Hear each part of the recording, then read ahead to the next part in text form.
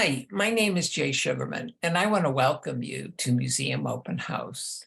This ongoing series features and highlights many of the outstanding museums and other cultural institutions.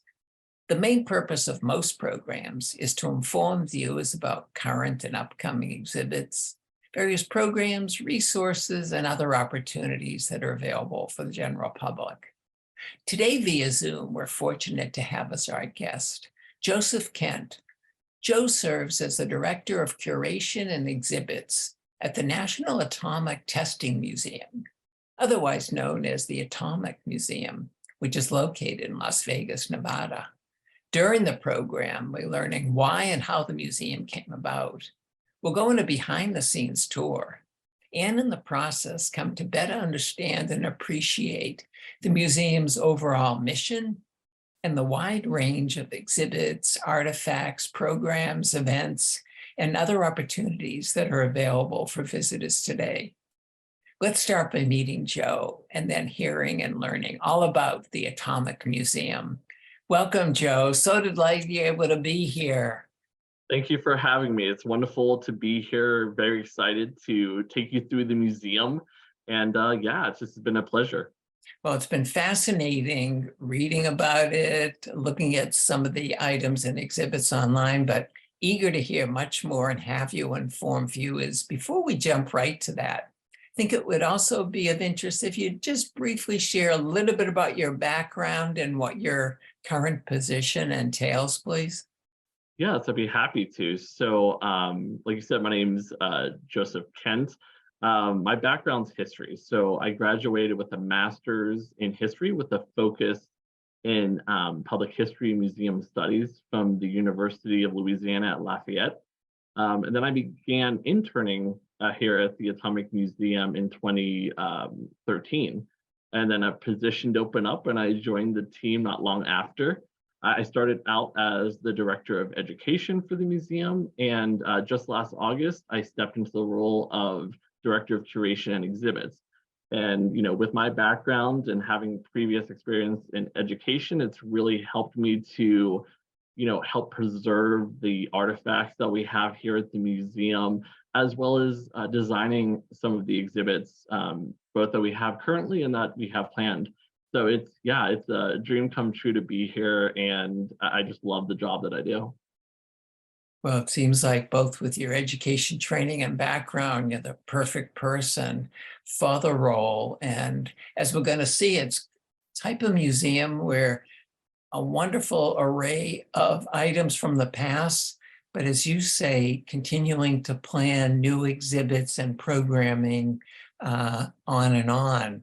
So we'll hear much more about that. But first, just going back to the beginning, so to speak, why and how did the museum come about? A little bit about its history and overall mission, please. Yes, absolutely. So our parent organization is the Nevada Test Site Historical Foundation, and they were established in 1998. And so their mission is to preserve and foster public accessibility to the history associated with Nevada Test Site, which is now known as the Nevada National Security Site, as well as the nation's nuclear weapons testing program as a whole. And you know, the major program, I should say, for the foundation is our Atomic Museum, and we opened our doors in 2005. And so we support their mission, but we also are charged by Congress, you know, as we were designated a private national museum in 2012, which is quite an honor. And, you know, beyond their mission, we were tasked to preserve the history of and educate the public about the nuclear testing program of the United States. And so that's why we're here. That's ultimately our goal. So everything we do is, you know, takes that, you know, mission in mind, keeps that in mind. And so, yeah, that is who we are and where we come from. How about a few words about how it all came about? Any bit about the initial planning and what was involved in that type of development process, what to include or the layout? Yeah, so you can imagine there were a lot of people involved. The foundation originally was made up of former test site workers or former lab directors and things like that. And so, and of course, some museum professionals. But ultimately, the goal was really near and dear to their heart because they formerly worked within the nuclear weapons testing program. And so this is very much something that they were, wanting to preserve the story of. The worst thing that we could think of is that we forget this history. And so we want to make sure that, we, had a permanent institution to tell that story. And so with all of the foundation members involved, the toughest part, as you can imagine, is narrowing down the subjects and topics that were discussed. And so, as it was being designed, the biggest thing that they wanted to focus on was telling the story chronologically in terms of what came first before there was a Nevada test site, and the transition to not only above ground testing, but also that early years of testing and the impact on the general public, as well as the transition to underground testing, and also focusing more on what's going on today. And so it was a really, even early on, really a clear intention to have that chronological path going through the main gallery, having that, Manhattan Project, establishing the test site, going through into underground testing after the mushroom clouds and above ground tests that everybody's familiar with, but also, noting what's going on today so people understand that this isn't a site that's been lost to time. It's currently active and being used. And so the biggest hurdle, as you can imagine, was finding a permanent building to be housed in. And so we're fortunate enough to share the building with the Desert Research Institute, as well as the Nuclear Testing Archive. And they're overseen by the National Nuclear Security Administration's Nevada Field Office. And so they're the ones tasked with preserving all of the documents and photos associated with the testing. And we're mainly focused on preserving the objects and the artifacts from those years. Terrific. Well, we're fortunate to have a nice selection of images from some of the exhibits. So let's step inside and hear first about this engaging exhibit on pop culture. What do we see here? So as you can imagine, this is one of our most popular displays here in the museum. And so where it comes from, why we have this display, sometimes it surprises the students that come through our doors. Why are all these, items here? And it all really started in 1952 with the first nationally televised atomic test. And so first time, since the start of testing in 1945, that people could actually sit in their living rooms and see a bomb go off and a mushroom cloud form. And so this was a big deal, as you can imagine. So what it really did was jumpstart the public's fascination with all things atomic. There was this fever going across the United States. Everything started being themed around the atomic bomb or the atom itself. And so that's why we have this case, because we wanted to highlight that early popularity that sometimes surprises people. And it helps us tell that story.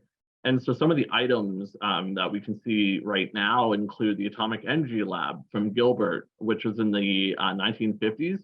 And it was basically teaching kids how to be atomic scientists, and even had things like uranium ore in it, and it very much of its time. The interesting thing is that the lab ended up, the toy, I should say, ended up, getting taken out of stores, not because of any danger, but because it was so expensive. They just weren't selling as many as they would have liked to. So that's one of our crown jewels of our display case, as you can imagine. We can also see some atomic toys right there, like some energy ray guns. We have, let me see a couple of them. We have a book from Disney. They were early on, Walt Disney was very much a supporter of all things nuclear, because there was this optimism that it could lead to, a new wave of energy and all sorts of possibilities. And so Disney was very much involved in helping educate students about that. One that you also see in there is atomic fireball candies. Mm. That's one of the few things that we have in the case that's still something you can find today. We sell atomic fireball candies in our museum store here, and they're very much one that a lot of people recognize, quintessentially of that era from the 1950s. So you can see some comic books in there as well, like Atom Man issue #1. In the last slide, you saw Superboy comic where he had a mushroom cloud going off in his stomach. So very, very unique for sure. One of my favorite artifacts that we have in this case is the 1953 yearbook from Las Vegas High School. You can kind of see it in this picture a little bit with that mushroom cloud on the right side. And that really highlights the impact that atomic testing really had on the city of Las Vegas. When the site was first established in 1950, there's only about 25,000 people living here. And by 1960, a decade after them starting testing, there were about 65,000 people. And so, these students would have known at least one person typically who worked out at the site, and it brought a lot of money, a lot of job opportunities to the city. And of course, you have the casinos capitalizing on this popularity by having viewing parties at the tops and in serving atomic cocktails and stuff. And so very quintessentially Las Vegas in a lot of ways. Well, we're going to move on to a much more serious exhibit that relates to the well-known Trinity test. And here we see the Trinity gadget. Before we hear about the exhibit and the gadget itself, maybe a little background for viewers of the context of this test and what was involved and the historic significance indeed. Absolutely. One of the reasons why we wanted to install this exhibit back in 2020 was because we had seen over the years, as the students were coming in, less and less of them had been really learning about the Manhattan Project, about World War II, about the Trinity test. And with the museum, when it first opened, we talked a little bit about it, but it was kind of a blink and you miss it, because the emphasis was really on the Nevada test site. And so this was a real key part of a reimagining of the space. And so ultimately, nothing would exist as it does without this first project, this Manhattan Project. This is where everything kicked off. And in part, it was because of a fear of Germans testing their own atomic bomb. During World War II, there's a lot of fear. Part of the reason we jump-started it.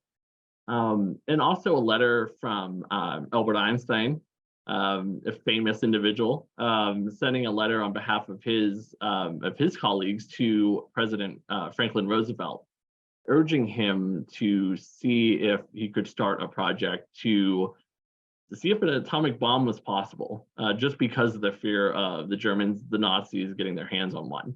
And so everything is built around this amazing replica of the Gadget device. Now, Gadget is the device that was actually tested for Trinity, the first atomic bomb test in history. And this is a replica, 1-for-1 scale model. Everything is made to look like it would have. And one of the artifacts that we actually have, as well as right across the hall in our lobby, is the Mark III ballistic shell casing. That doesn't mean a lot, but the ballistic shell casing is the same, is identical to the Fat Man weapon that was unfortunately used against the city of Nagasaki. And so you see the ballistic shell casing, it would have been probably built and assembled after World War II, but it's identical to Fat Man. And this Gadget replica would have essentially fit inside of Fat Man. What Gadget was the same device inside of that weapon. And so they're able to see the replica of the device and see what it would have been placed inside of. And so they really get the context of it. And so that's, I think, one of the biggest things that we're proud of, when folks come and visit us, and what's unique about us is you get the sense of scale. You get to see these rare artifacts you can read about it, but until you're up close and personal with it, you don't fully understand what we're talking about, right? As you can see in this photo, just how large it is. When I say everything is surrounding it, it's because it's massive. Mm, So it has really become one of our really quintessential unique pieces here at the museum. most definitely. Wow. And now Trinity, like I said, the first nuclear weapons test that was conducted on July 16th, 1945. And just less than a month later, the US would decide to use the bombs against Japan. First on August 6th with Little Boy, and August 9th with Fat Man. And so, that of course, ultimately ended the war. They surrendered. But that wasn't, of course, the end of the story. The US continued testing. Other powers began testing as well. And we found ourselves in the middle of the Cold War. Most definitely. Wow.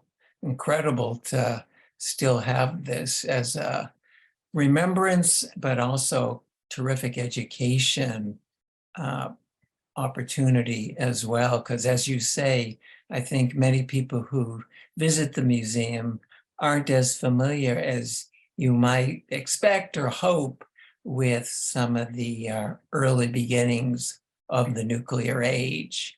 Well, for the sake of time, let's move on to this rather recent exhibit, Spy. What does this entail, please? Oh, so this is one of our more popular additions to the museum. So this opened up in February of this year. And it's like you said, our brand new spy exhibit. It's actually in partnership with the NSA's National Cryptologic Museum. And so what we do is we spotlight how the NSA gathered covert intelligence on the inner workings of nuclear missiles that the Soviet Union were testing during the Cold War. And we also talk about how that data was later used as part of the START treaty to verify that both sides were following the rules of that treaty. And so we have some, U.S. Pieces of equipment. We also have some Soviet era Russian artifacts as well. And some fun items as well before we look at some of those that I think you're going to speak more about. What do we see here, please? Yeah, so with this is a toy from the 1960s. It was sold as part of From Russia with Love, a famous James Bond movie.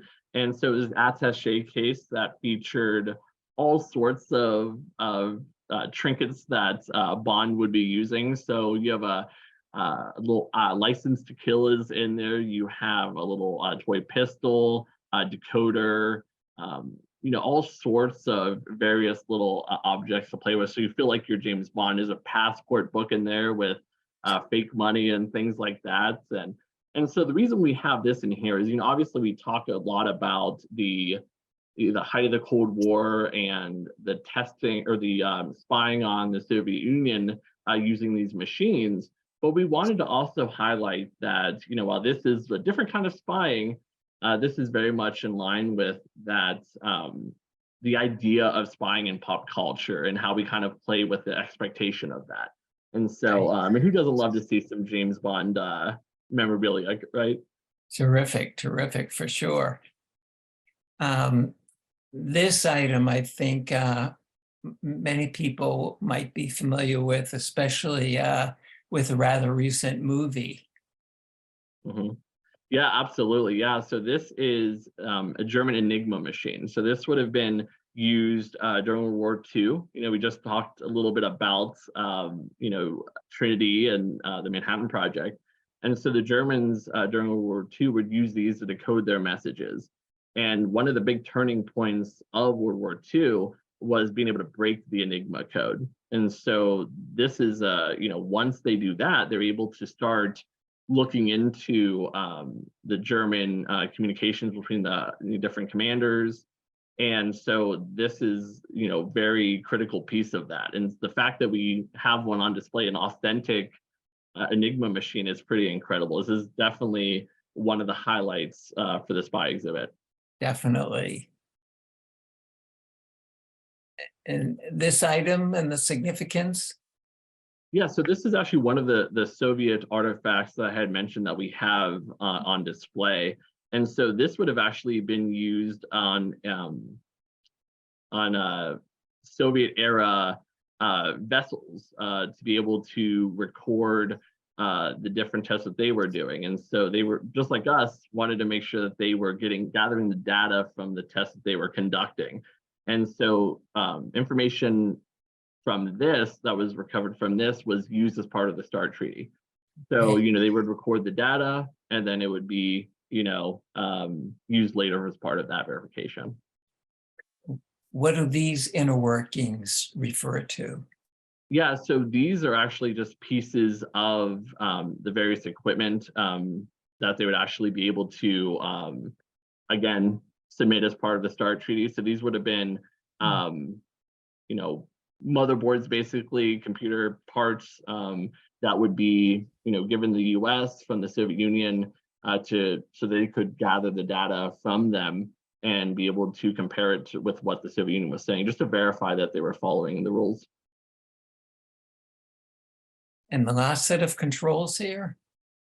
Yeah, so this is one of the US's recording devices. So this is a massive piece of equipment. So this would have been how they actually gathered the data themselves. And so then they would, get that on and start actually looking through it. So this is actually how they're bringing in the data, and then it gets put on to gets processed, and they're able to actually look at the data itself. So this is just one of the pieces of equipment that the U.S. would have used during the Cold War as part of the it's technically recording telemetry data, and so learning more about the inner workings of those missiles. And in the time remaining, we want to hear a little bit about another rather recent exhibit, the bomb without the boom. I think referring to stockpiling. A little background as we go through these images, please.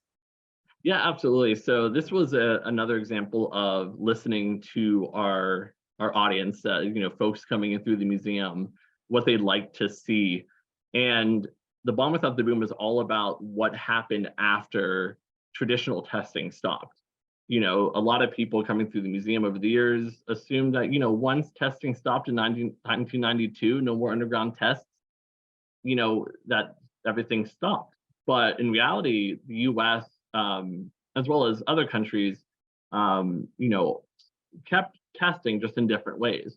And so this is all about the National Nuclear Security Administration's Stockpile Stewardship Program. And what that means is they basically test the components of the devices to make sure that they are safe, secure, reliable, and if ever needed to be used, they know that they can, ensure that they work as intended.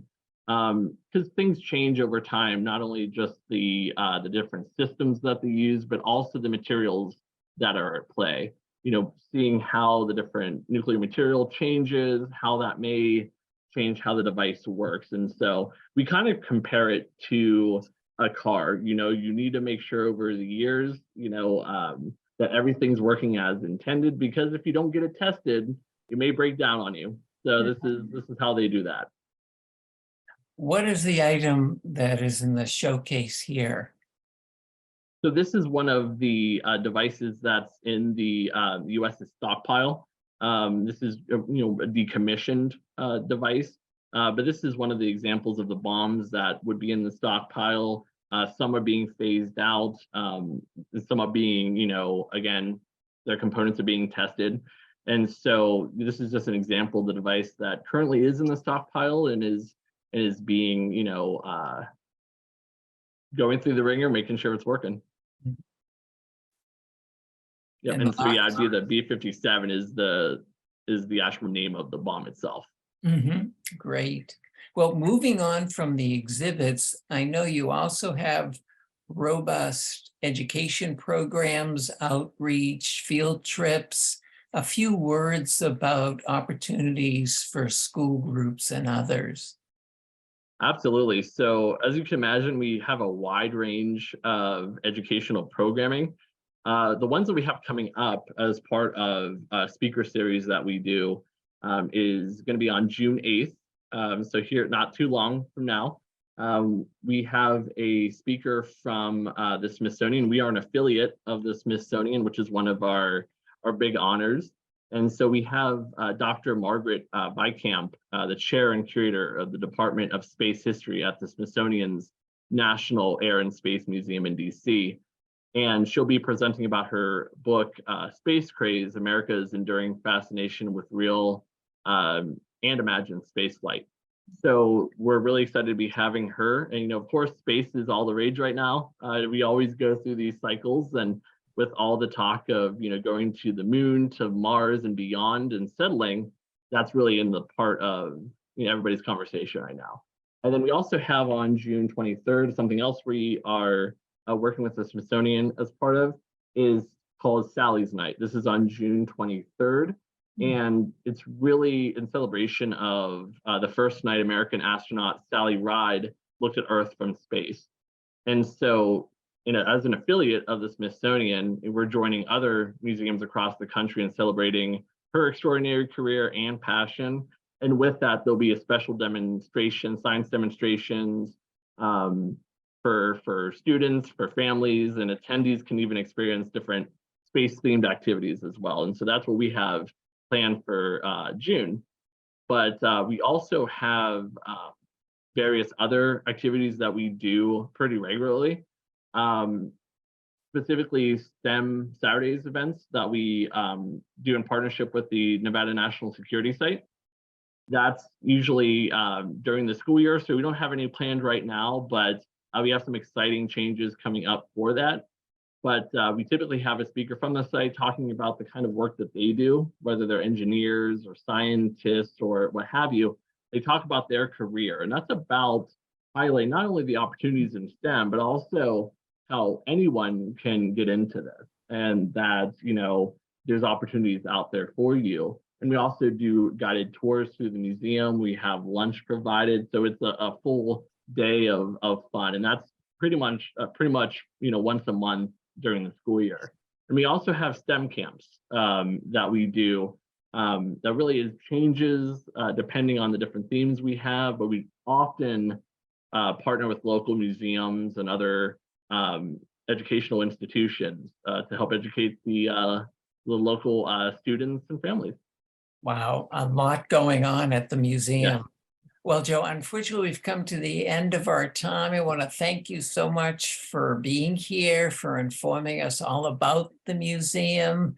Definitely an exciting take when in the Las Vegas area, and look forward personally to visiting someday. All the best with future endeavors. Thank you so much. It was wonderful being here. Appreciate the opportunity. Also want to thank those of you watching for joining us and hope you'll be able to tune in next time.